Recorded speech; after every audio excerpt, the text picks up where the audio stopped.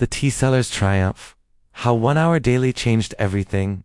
A story of consistency, dream, and transformation. The alarm on Rajesh's broken Nokia phone buzzed at 4:30 a.m., as it did every single morning. His small room was pitch black, and the Mumbai monsoon rain hammered against the tin roof like an impatient creditor demanding payment. He was 32 years old.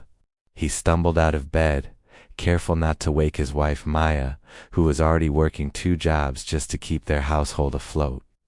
Their 2 children, 9 and Priya. 7 were sleeping on a thin mat in the corner, their small faces peaceful despite the chaos of their lives. Rajesh's tea stall sat at the corner of Dervi's Main Street, a cluttered arrangement of metal containers, a small gas burner, and a wooden counter barely held together by hope and habit. It had been his life for 11 years.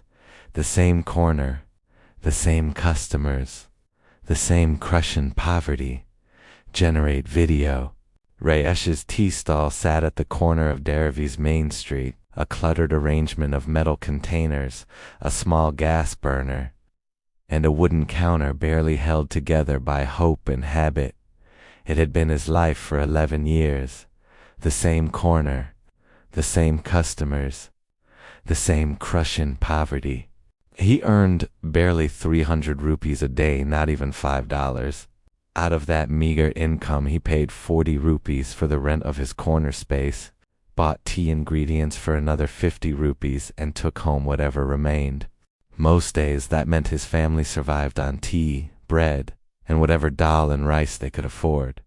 His children attended a government school, their uniforms patched and repatched, their education books shared with 3 other families.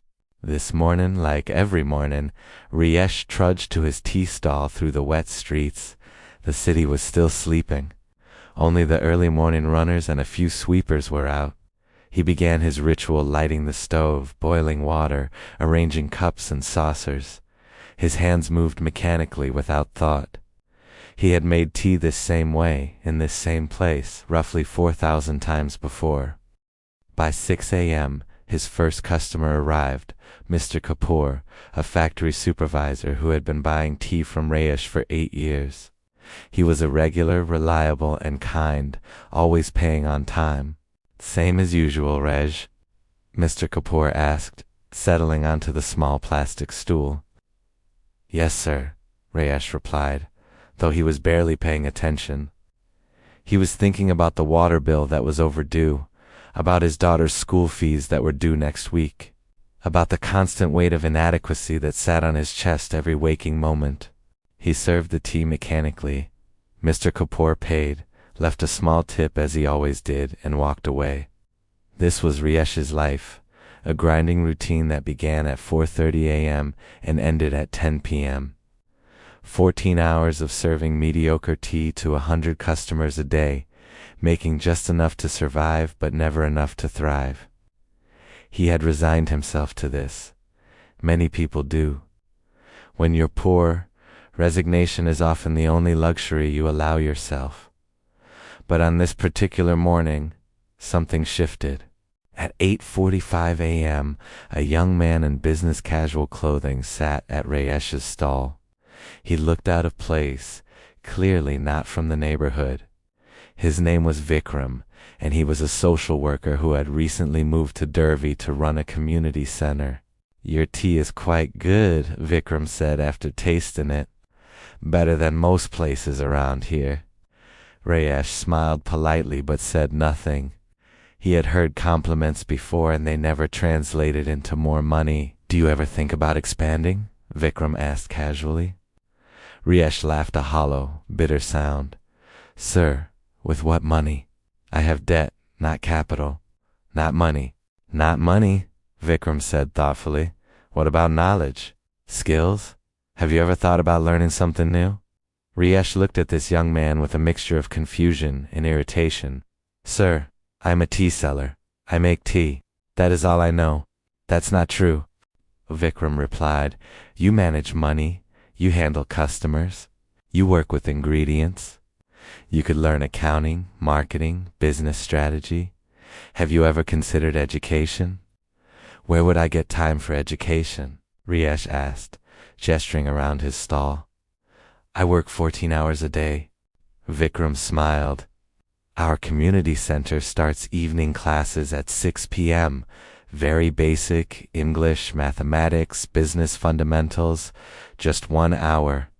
What if you could dedicate 1 hour? Just 60 minutes after you close your stall at 5 p.m. Rajesh shook his head immediately. After working 14 hours, I'm exhausted. I need to go home to my family. I understand, Vikram said, standing to leave. But think about it. 1 hour, that's less than 1% of your day. What if, in 6 months, you knew 3 times as much about business as you do now? What if, in a year, your life was completely different? All from 1 hour a day. Vikram left his business card and walked away. Rajesh held the card in his hand, staring at it. He told himself it was ridiculous. He needed rest, not more work. But something about the conversation stayed with him. He thought about Arjun, who was 13 and starting to ask about his future.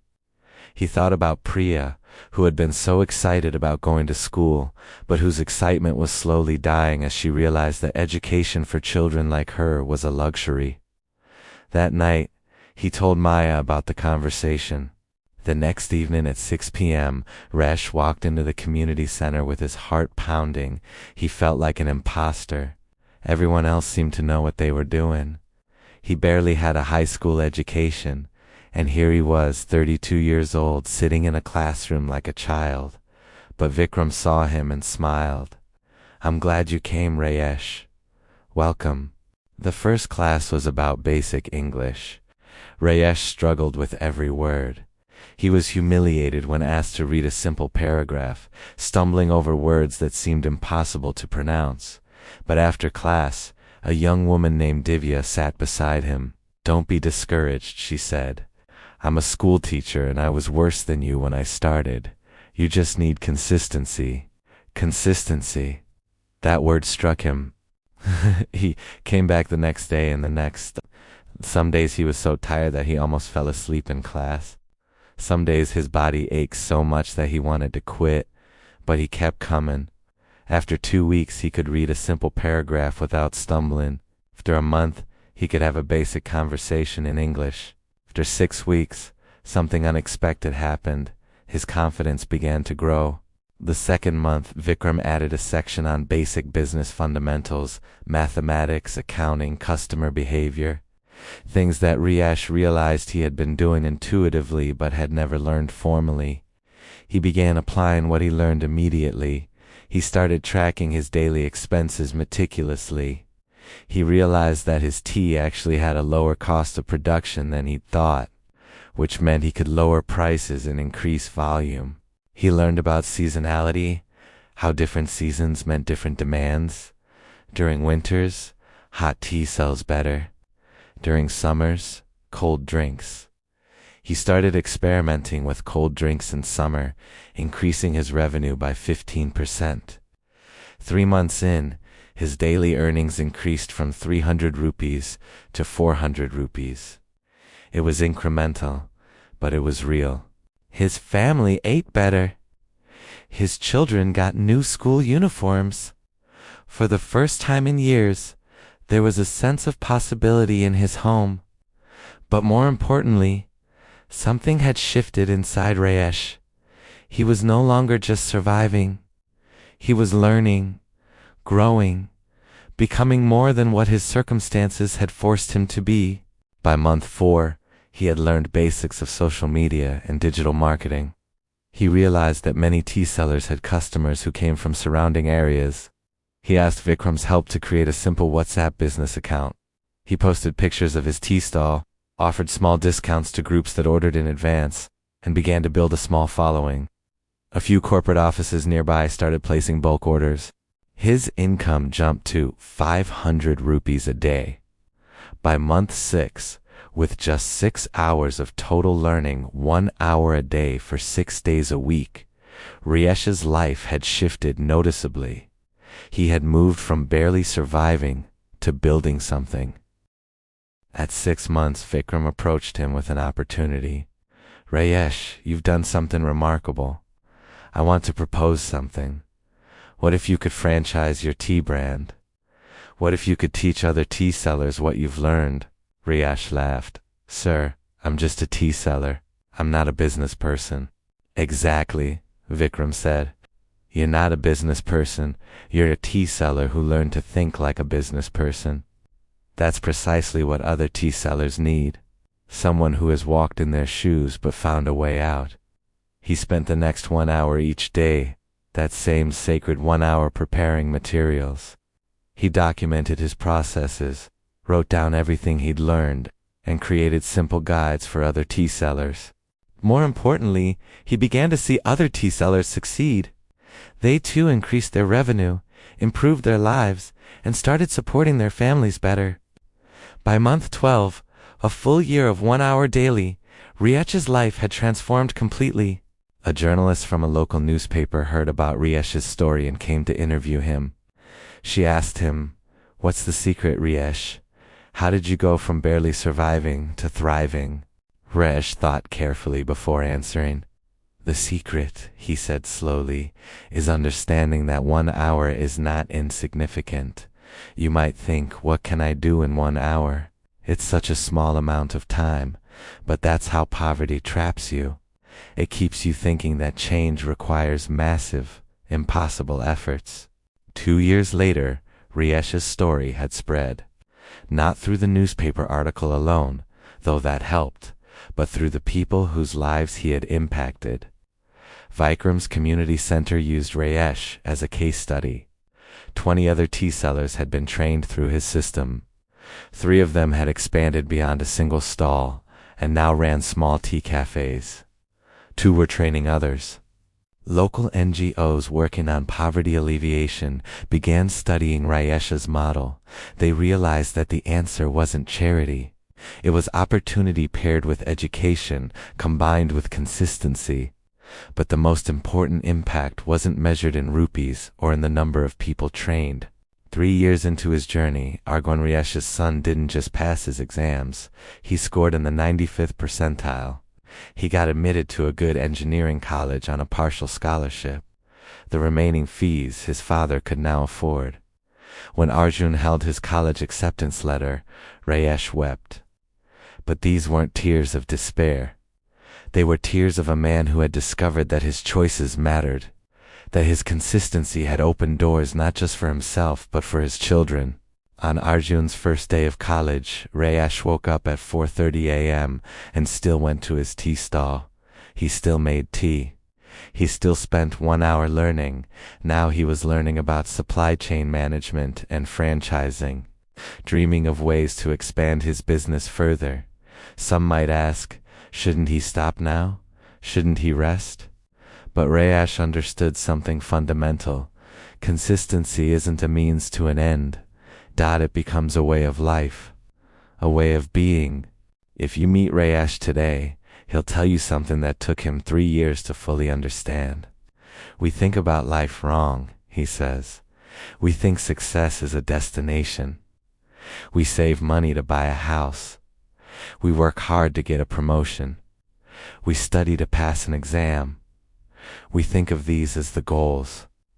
But the truth is, these are just events. The real thing that matters is the process, the daily work, the consistency. When I was a poor tea seller, he continues, I thought I needed a miracle. I thought I needed to win a lottery or get a big break. I didn't realize that the miracle was available to me every single day in the form of 1 hour. I had been wasting it, sleeping or sitting idle.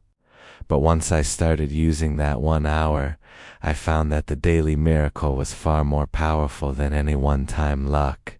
You want to know the real secret? He leans in and says with a smile, the secret is that there is no secret. It's work. It's showing up.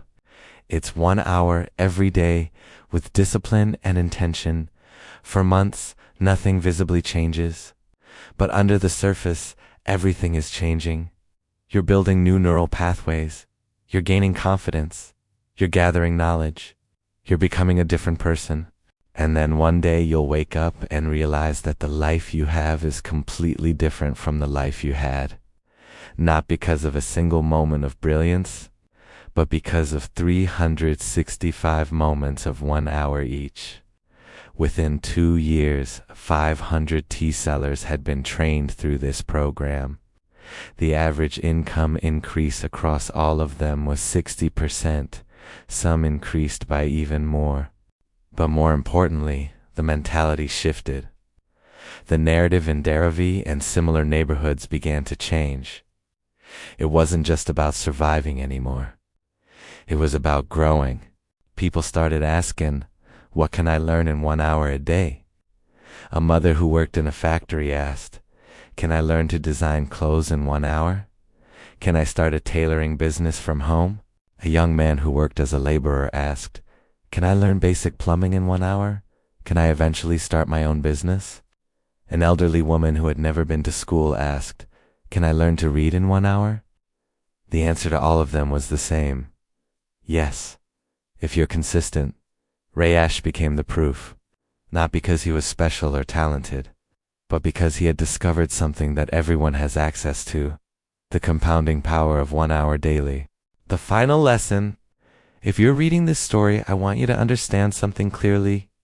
Asterisk, asterisk, you don't need to be talented, you don't need to be lucky, you don't need to come from the right background, you don't need a miracle.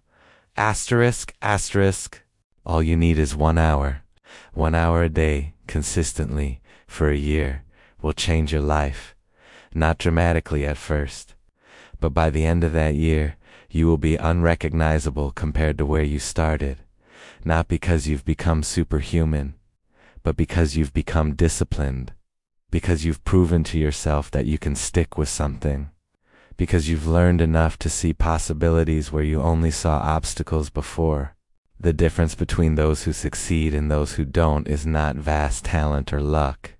It's the willingness to do the unglamorous work every single day. It's the discipline to show up for that 1 hour even when you're tired. It's the faith to keep going even when the progress seems invisible. Rej was a poor tea seller, he still is in a sense. But he used the most valuable resource available to every single person: time, not years, not months, just 1 hour a day. And it changed everything.